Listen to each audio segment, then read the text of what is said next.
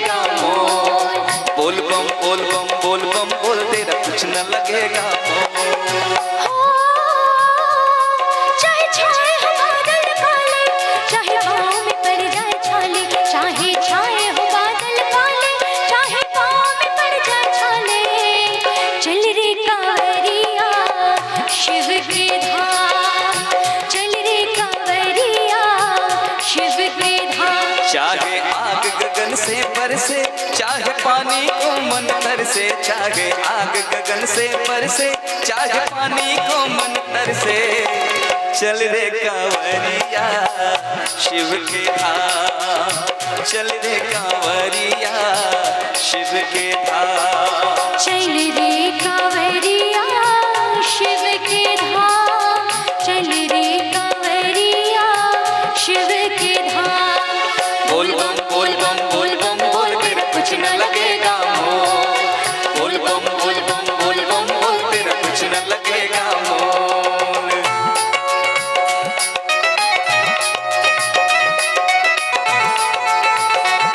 जय हो।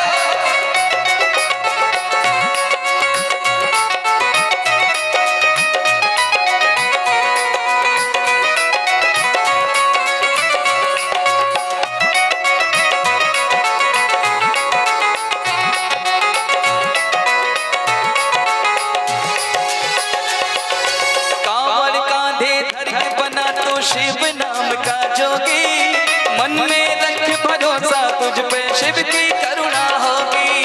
शिव की करुणा होगी, शिव की करुणा होगी।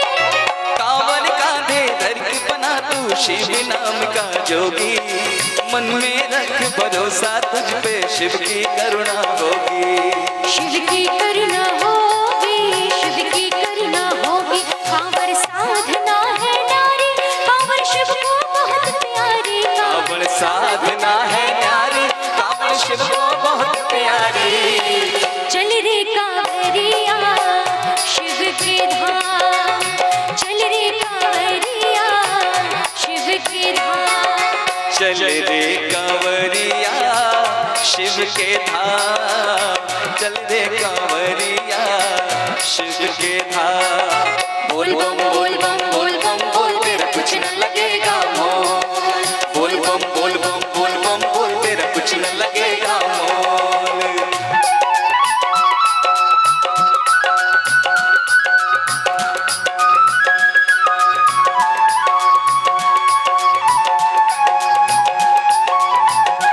जय हो।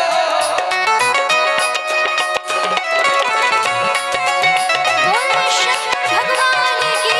जय हो।